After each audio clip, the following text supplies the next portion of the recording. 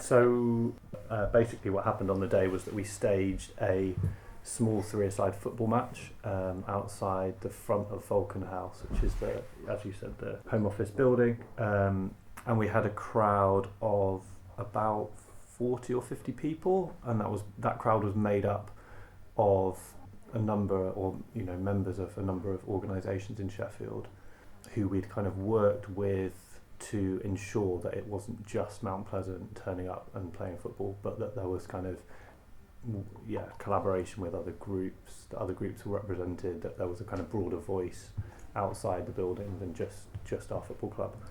I guess to begin with, it would have looked very much like the other protests that have happened outside Vulcan House. There were banners, there was a loudspeaker with music playing, people were chanting slogans, and then a few minutes into the protest, the footballers kind of emerged. There's this bridge opposite the building. We kind of emerged across the bridge as if we were coming out of the tunnel at the beginning of a football match, with a big banner that said no detention and deportation, which is sort of overlooked by the building itself, so anybody working that side of the building would have kind of seen this banner moving across the bridge towards them.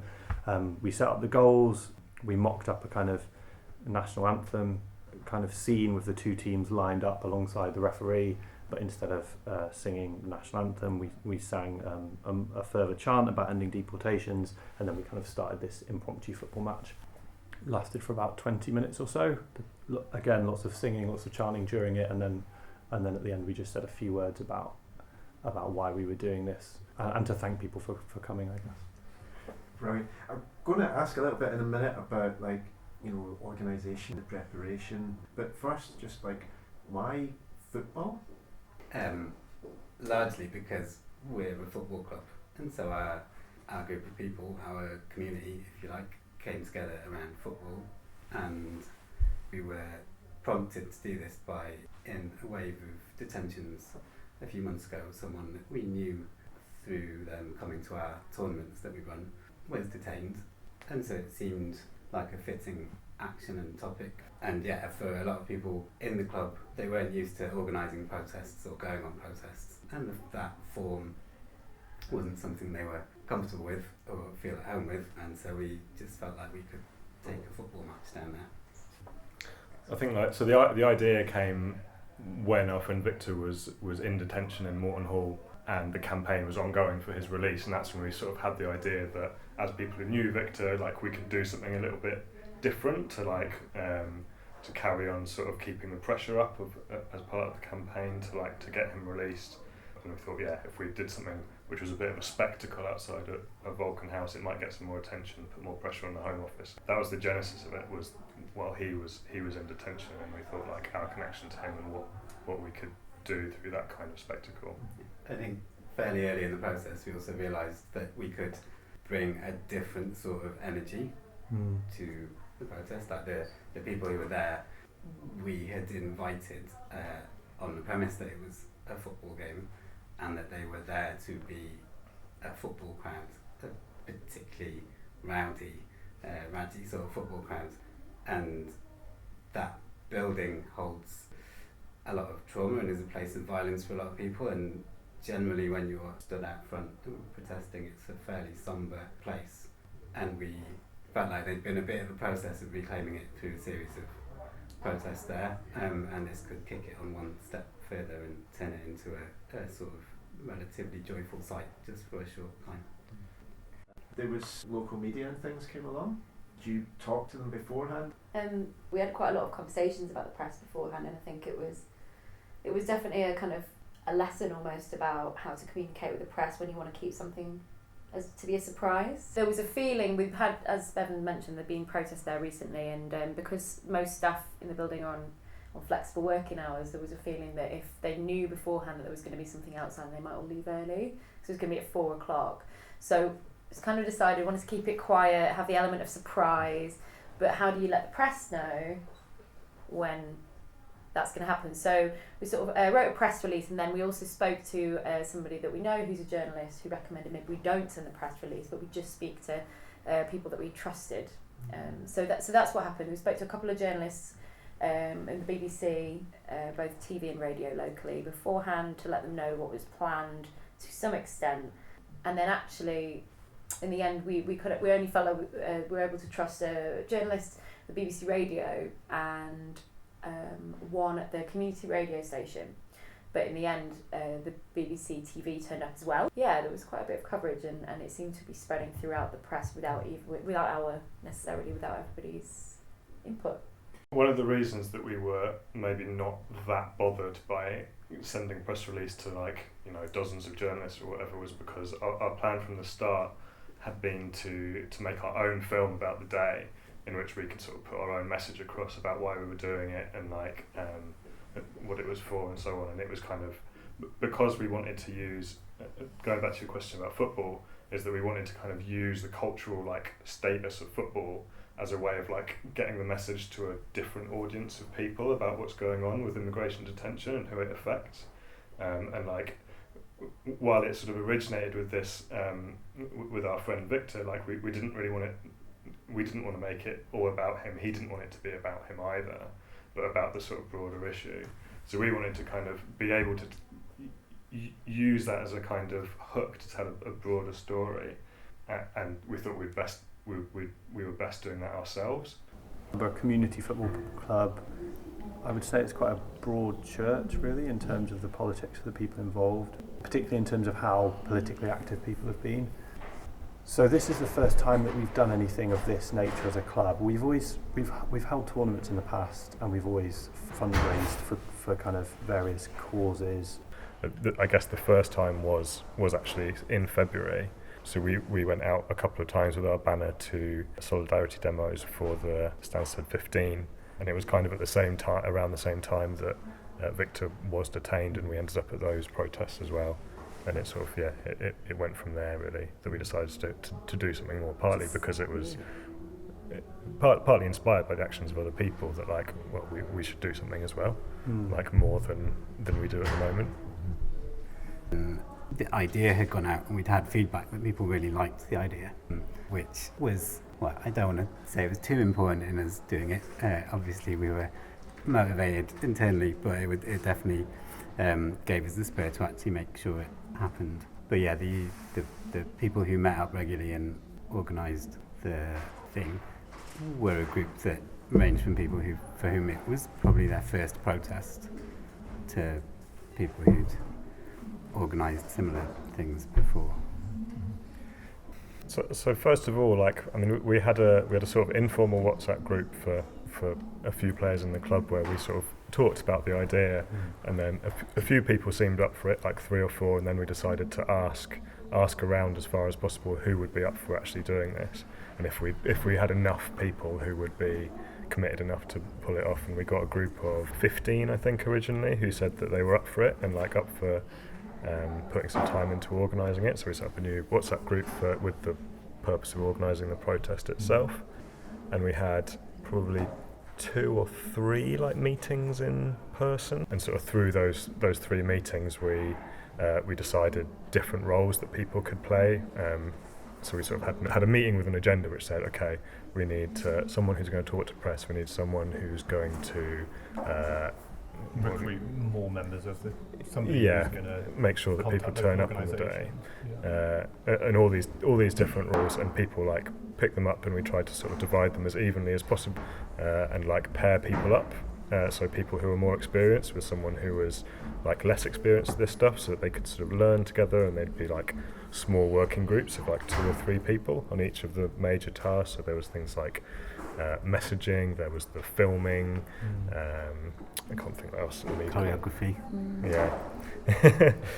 And so different. We found that different people in the group had skills that they could bring to this action, basically, that you wouldn't necessarily have immediately thought of. Yeah, well, I sort of think perhaps the action would have looked different with a different set of people, and that's fine as well. So it drew from those strengths, and perhaps, if it didn't have that set of strengths, it would have been something different, and that's almost the beauty of it. It's a product of who's there, rather than trying to push something that didn't come naturally to this group of people. Yeah, well, that goes back to the very baseline that it was a football game because we're a football club. Yeah. Playing to our strengths. Yeah. Such as they are. But we've also put the idea out there, so we don't have to coordinate the next one. People have been invited to do it, have seen it work, and can run with it however they like. Yeah, absolutely. Talking of timings, I was going to ask, from having the idea in the first discussion about it to actually happening, how long was that? 3 months? Yeah, there was 3 months, I think, because the initial campaign around the detention of Zimbabweans in South Yorkshire was successful quite quickly in getting people out of detention. So we had a bit of a pause then, or sort of discussed it and decided that the urgency had lessened somewhat. So we gave ourselves quite a long run up, thinking that it's the first time we as a club had done this, and to make sure we had as much capacity as possible and did it as well as we could. We then set a date for 3 months' time. I think as well, just to build on that, I think there were when the detentions first happened, and the idea first was kind of put to the group of like, why don't we use football? Why don't we stage a football match outside? I think there were certain conversations that we needed to have internally to make sure that we were doing it in the best way, and that we were being sensitive to some of the issues around, our own positionality as predominantly as white kind of passport holding British citizens, and that we didn't want to kind of be sort of treading on anyone's toes or trying to kind of make it about us. There was this big series of protests outside Vulcan House, and I think we wanted to make sure that we weren't that we were working with the right groups and having the right conversations to make sure that we framed it all in a way that didn't kind of make it about us or our club, and see that we were kind of trying to kind of enter this thing without having had those sorts of... I think the delay as well was because we also came to the conclusion that this is a long game, this campaign, and it wasn't necessarily helpful to just carry on building up all that momentum in that particular moment where there was this issue of lots of Zimbabweans being detained and taken in by the Home Office, and we thought the dust is going to settle with that issue in the media and so on, and actually we want to make it rise again at a later point as sort of part of this campaign, and it's not just a flash in the pan. We want to sort of give the message that this is a sustained campaign. It's not just flashpoints. Yeah, interesting about the timing and keeping momentum going. So you said that had some concerns about coming into this and doing it collectively as a club for the first time, sort of this sort of intervention, whereas there are groups that have been doing this, established in Sheffield for quite a while, getting involved in this. The Zimbabweans themselves obviously been speaking out about their particular issues. So you had these concerns. Who did you speak to about this in the city? Some different members of the club volunteer and work with different organisations. So we definitely had,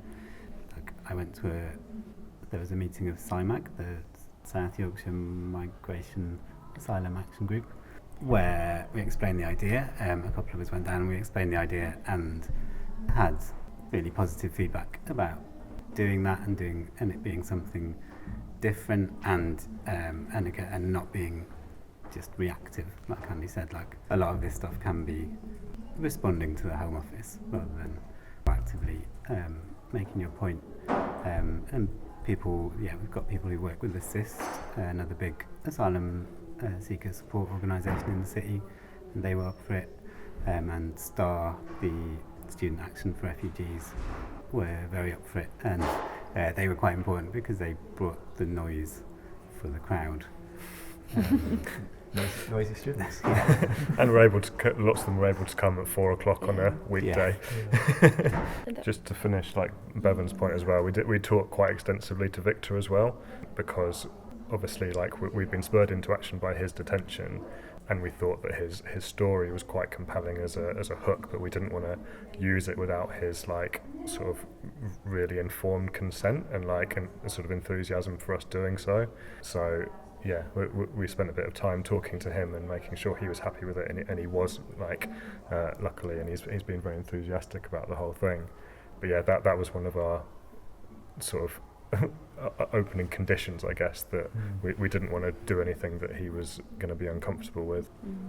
One of the things I would add as well is, with These Walls Must Fall, as the organiser in this area, I've been spending a lot of time speaking to all these organisations. As an example of some of the things that people are organising, I've spoken to them about the football action before it happened, and had overwhelmingly positive responses just for the sheer kind of ingenuity of it. And I think I've spent a lot of time on protests and a lot of time organising resistance various issues in Sheffield and more broadly in the UK, and I think that what people are always looking for is something that's just a bit different.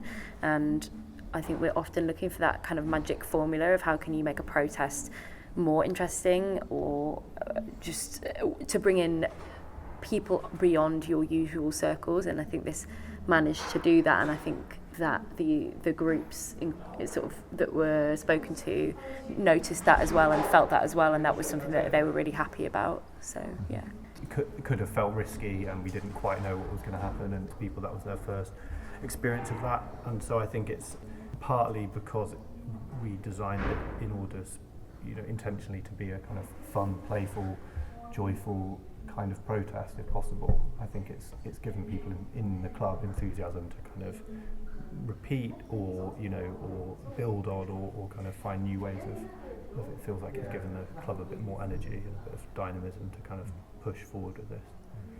Did you have any worries in the planning about sort of negative reactions from the security at the place or police that might come in there and tell you to move on and stuff? People did have those concerns.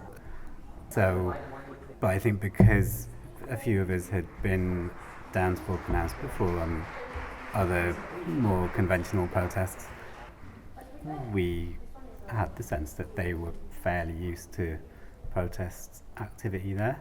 And I was the designated security police liaison person, and we did have a security guard come out and ask what was going on. And I think it's a strange time of day for them. They're used to protest being in the morning, but I placated him basically by reassuring him that we weren't going to be there beyond the end of his shift. That was his main concern. He didn't have to stay late at work. So yeah, as soon as he knew what was going on and that we planned to be off in the pub by 4:30, then he was fine. Yeah. I mean, it was part of the reason that we did keep it secret, as well as the sort of staff being there. But we also vaguely tried not to kick the ball at the building. Yeah. Yeah. To not antagonise anyone unnecessarily, and to keep it sort of peaceful and friendly as possible. For us, the risk is effectively zero. The worst that's going to happen to us is we might ball off us. Yeah, and move us on, and that's absolutely nothing compared to what people experience in that building. So, what next? We were thinking of challenging the Home Office to a game. But the idea that we could bring some decision makers out and have a fair and even contest was momentarily appealing. Yeah, that could go any number of ways. I mean, in the sort of immediate future, we are putting together this video that we're sort of hoping to circulate and share as far and wide as possible to get this message beyond the kind of the usual people who might see it. What happens after that? Well, we've got a tournament this Sunday, which again we're going to work hopefully with These Walls Must Fall, at least to have a stall with some more information, so that people attending the tournament can kind of learn a bit more about detention and deportation. And yeah, I think after that we'll kind of have a sort of a meeting again as a club, or the people who were involved in the protest, to kind of evaluate how it went, what we did well, what we might have done differently. One thing we'd be very happy to do is to talk to other groups, if they want sort of to hear how we did it. If they want to do something similar, we'd be very happy to sort of share our experience of. Yeah, also going back to just the life of the action afterwards. I think we still have hopes that maybe a couple of sort of feature pieces might appear in the media, maybe can tie that into the video. and yeah, there is still some interest to be wrung out of this particular thing. If you had, like, briefly, just a couple of tips, key things for anyone thinking of a sports-related or other, imaginative action like this that have not really done this sort of thing before, what would be your key sort of advice? I think one thing is, like, obviously you need enough people who are committed to pulling it off, but I think one of the really positive things in building what Gwilym just said about it being a very, very collective effort was that we worked out quite early on, like, the different skills that people could bring to the action and, like, make it happen. And as I said earlier, like, they weren't immediately obvious until we had the sort of conversations about what different people could bring to it, and it worked really, really well. And it didn't rely on one person. Like, one of the important things was actually that we had an overall coordinator, so someone was making sure that everything did get done on the day, but that was kind of their primary role. Reach out to other groups as well. Yeah, that's the kind of a key one. I think, the first meeting that we had was facilitated by Rosie in a way that I think flagged up for us what the issues around this were that we needed to think about more carefully, but also B just gave us the confidence that actually this was something that we could do, and why not?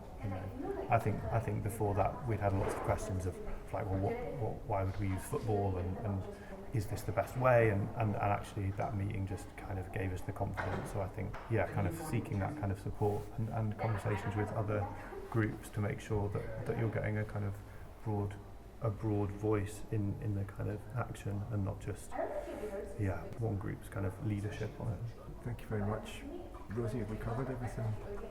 I think we probably have. Really appreciate you guys coming and speaking.